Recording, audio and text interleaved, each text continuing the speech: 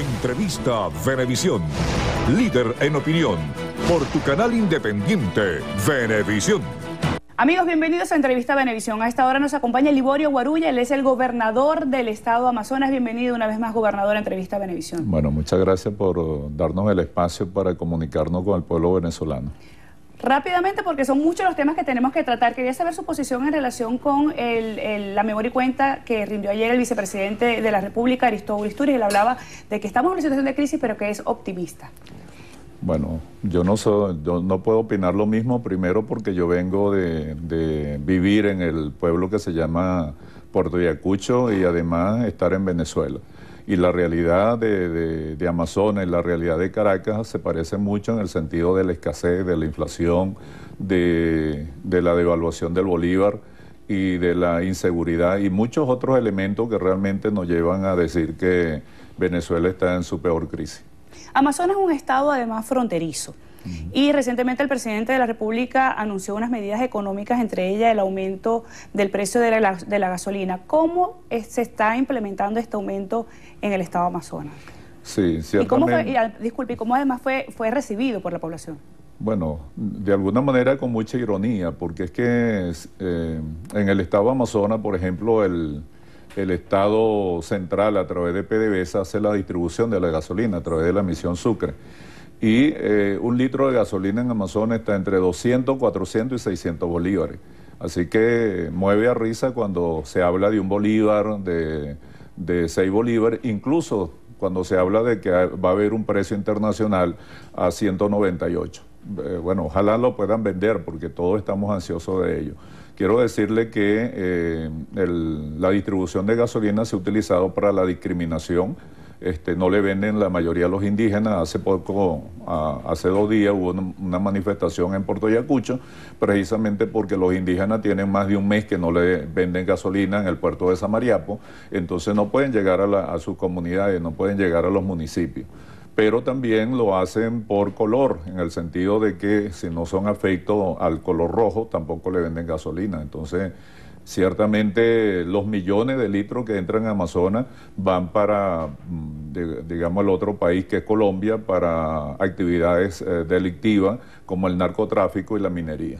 ¿Qué alegan las personas que no le dan suministro de gasolina, de combustible a los indígenas de Amazonas? No, sencillamente no le venden diciendo que son oposición, que son escuálidos, o en el sentido de que basta verle la cara y son indígenas, sencillamente no le venden gasolina. ¿Cómo impacta esto a la población indígena? No, indudablemente que nunca habíamos vivido un momento tan segregacionista, un momento tan duro desde el punto de vista de su modo de vida, porque en Amazonas hay que señalarlo, recalcarlo muchas veces, no existen sino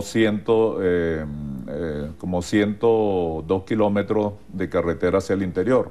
Lo demás es río y la gente tiene o viaja por río o viaja por aire. Entonces, por supuesto que ninguna comunidad puede llegar a su sitio, a su comunidad. Y hay que entender que estamos hablando de más de 1000 kilómetros para llegar a San Carlos de Río Negro o para llegar a La Esmeralda, que son los municipios que están más al interior del estado Amazonas. Entrando un poco en materia política, ayer escuchábamos al vicepresidente de la Asamblea, Simón Calzadilla, decir que para hoy debería el Consejo Nacional Electoral presentar un informe para conocer cómo van avanzando las investigaciones por el caso de los diputados que aún no se han incorporado al Consejo Nacional Electoral y que son del estado Amazonas. ¿Qué información tiene sobre cómo se están llevando en este momento estas diligencias? Bueno, nosotros vemos que no hay como una preocupación, no hay una diligencia de parte de la Sala Electoral del Tribunal Supremo de Justicia, quien tomó esta decisión arbitraria, inconstitucional, y ha dejado a nuestro país como nosotros lo estamos viendo, es decir, le ha quitado el 20% de su territorio, porque si hablamos, de acuerdo a la Constitución, somos un Estado federal descentralizado. Y en este sentido, si nosotros no tenemos presencia en esa Asamblea Nacional, pues indudablemente que el país se queda sin una parte de su territorio y no se deberían de tomar decisiones desde el punto de vista de las leyes por cuanto no tendría la legalidad suficiente o porque hace falta precisamente los voceros de ese Estado. Incluso además de más de 22 pueblos indígenas, porque también está incluido el representante indígena de la zona sur. Así que nosotros esperamos pues que las instituciones, en este caso involucradas, por ejemplo, el Consejo Nacional Electoral debió en primer momento emitir el informe que habla de que realmente la elección en el Estado Amazonas fue transparente, en el sentido de que no hubo ninguna denuncia, porque ninguna de ellas afectó realmente el resultado. Se generaron, por supuesto, incidentes por fuera. Nosotros tuvimos personas golpeadas, incluso amenazadas con revólveres, y eso no afectó para nada lo que podría ser el resultado. La UNASUR vino recientemente y habló de lo que nosotros hemos entendido todos estos años, que es un sistema blindado, que es un sistema que tiene 4 auditorías y que por lo tanto es difícil pues para uno poderlo manipular. Entonces, la decisión que está tomando el Tribunal Supremo de Justicia a través de su sala electoral vendría a decir que ese Consejo Nacional Electoral que sirvió durante 16 años de repente no sirve, y que de alguna manera si vuelven a repetir unas elecciones amparado en estos supuestos delitos, además todos tomados de manera ilegal, como son grabaciones, como son elementos que nada afecta el resultado.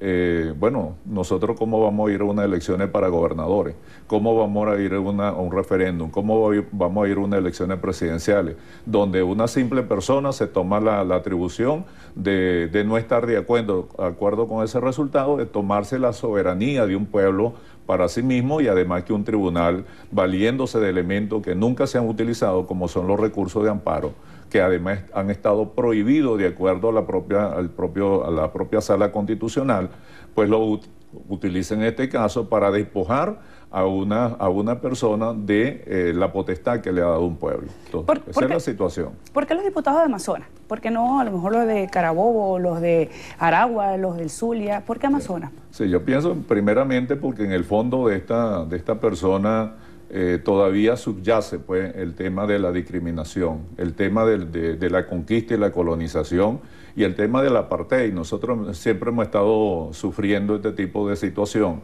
Hay que recordar que hace 3 años el Estado Amazonas sufrió despojo de muchas de sus competencias. No solamente nos quitaron el aeropuerto, nos quitaron el hotel, nos quitaron la policía, sino que incluso pues no han quitado la potestad que tenemos sobre el área fronteriza, sobre dirigir la política de seguridad del Estado. Han creado estados de excepción, han creado, digamos, autoridades superiores para manejar el Estado. Bueno, y todo eso tiene que ver con esta situación que ellos han planteado, pensando que además como somos la población más pequeña, vivimos tan lejos, pues no vamos a reclamar y el pueblo no va a sentir que somos parte de ello también. Nosotros sí somos parte de Venezuela y somos parte de este pueblo multiétnico, como dice y reza la Constitución. ¿Qué pasa si el Tribunal Supremo de Justicia falla en contra de los diputados de Amazonas? Bueno, ¿Cuál es el procedimiento? Va a pasar primero, repito, que se elimina o se desconoce la autonomía del poder electoral. Eso es lo primero que hay que tener en cuenta. En segundo lugar, repetir las elecciones en Amazonas viene a contradecir lo que están diciendo de que hay una emergencia económica. Porque si hay una elección bien costosa, es la del Estado Amazonas, donde hay que mover aviones, helicópteros, para poder llevar los materiales electorales. En tercer lugar, ellos no han ganado en los últimos 16 años, así que lo que les espera es una derrota más contundente. Yo creo que no podemos someter a un pueblo, en este caso Amazonas, a señalar que es como un pueblo delincuente, que es un pueblo que no obedece pues al gobierno central, o que no entiende cuál es el color rojo. Y de todas maneras sería muy vergonzoso para ellos volver a perder unas elecciones y perder el único diputado que sacaron por el Estado Amazonas. Gobernador, en Amazonas la explotación del oro es una de las principales actividades. ¿Cómo se está desarrollando en este momento? Bueno, primero el Estado Amazonas, de acuerdo a un decreto presidencial, es una zona de reserva. Toda la explotación minera está prohibida. Sin embargo, en la actualidad hay unos 3.000 mineros en el estado de Amazonas, producto pues de la indolencia del gobierno central, quien es que tiene la potestad del Ministerio del Ambiente y quien además tiene las Fuerzas Armadas Nacional para cuidar nuestra soberanía. Entonces allí esta explotación minera es controlada por la guerrilla, es controlada por mineros de llegado de otra parte, verdaderas mafias que se han constituido allí para saquear digamos, la riqueza del país, pero también para destruir el Amazonas, porque indudablemente el impacto ambiental es terrible, no solamente en la parte de la selva, las tierras, sino la contaminación que están haciendo de los ríos. ¿Están identificadas esas mafias, gobernador? ¿Saben ustedes quiénes están? Indudablemente, y esa mafia tiene la protección también de las Fuerzas Armadas, porque si no, no se pudiera realizar en el estado de Amazonas. ¿Ustedes han hecho esas denuncias formalmente? Sí, nosotros hemos hecho la denuncia de manera permanente porque nos afecta la vida de los amazonenses, afecta la vida de las comunidades indígenas. Es decir, unas comunidades indígenas que han visto invadir pues sus territorios, han visto destruir sus hábitats, y bueno, toda la actividad minera genera contrabando, prostitución, maltrato, muerte, porque últimamente pues se han producido muchas muertes en esta mina, repito, donde hay si no está la guerrilla, contrata una especie de paranes también que existen ya en esta zona minera. ¿En cuánto podemos pensar que está la inseguridad en el estado de Amazonas? Muy grave, estamos hablando, no sé, de un 10.000%. Hay que recordar que hace 4 años, cuando nosotros teníamos la policía, se registraban entre 5 y 6 muertos al año. El año pasado fueron de 98 fallecidos en Puerto Ayacucho, asesinados. Eso representa casi 1 por 1.000 habitantes. Y en la actualidad, este año arrancamos, por ejemplo, hasta la presente fecha, van 21 asesinatos en Puerto Ayacucho. Es decir, que si el año pasado, en enero, tuvimos 9 asesinatos, este año tuvimos 14. Y en el mes de febrero, bueno, ya superamos los 8 asesinatos. ¿Cómo pulsa la voluntad de sentarse a conversar para lograr las salidas necesarias a la crisis económica y social que vive Amazonas? No, indudablemente que hay que pensar en el país y hay que pensar ciertamente en el pueblo, pues. Hay que pensar que con un poquito de sentido común, con un sentido de patria, con un sentido de respeto hacia la Constitución y hacia la diversidad, se pueden lograr muchas cosas. Yo le digo, por ejemplo, nosotros somos 20 pueblos indígenas y hemos logrado llevar una educación a todas esas comunidades respetando su diferencia. Hemos tenido buenos contactos, por ejemplo, con la parte privada, la que produce tanto los indígenas como los criollos, y bueno, eso es lo que podemos hacer porque, repito, el gobierno nacional arropa todo prácticamente, lo que tiene que ver con los créditos. Entonces, a veces nos impide lo que es más simple. Por ejemplo, ellos pueden financiar los consejos comunales, pero nosotros teniendo recursos no podemos financiar los consejos comunales o las comunidades indígenas. Ellos pueden hacer vivienda, pero nos prohíben a nosotros como gobernación construir vivienda. Entonces uno no entiende de verdad esa parte irracional que tiene el gobierno nacional. Amazonas de frontera, ¿cómo está cómo ha impactado el estado de excepción, el cierre de la frontera en esta entidad? Bueno, sí, eso forma parte de yo diría, de este plan político macabro de tratar de ganar por la vía de la represión.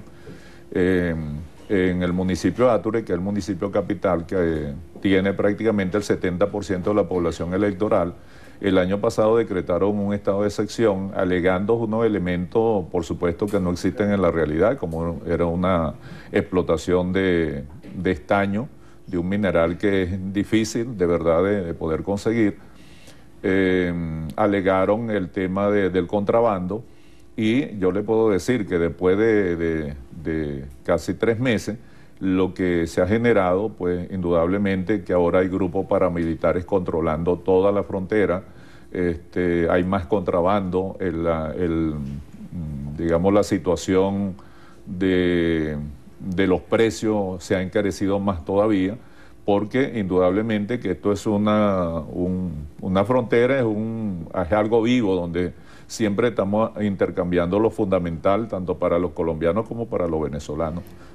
Gobernador, se nos acabó el tiempo. Rápidamente, la situación de Amazonas, ¿es una situación grave o es una situación de emergencia?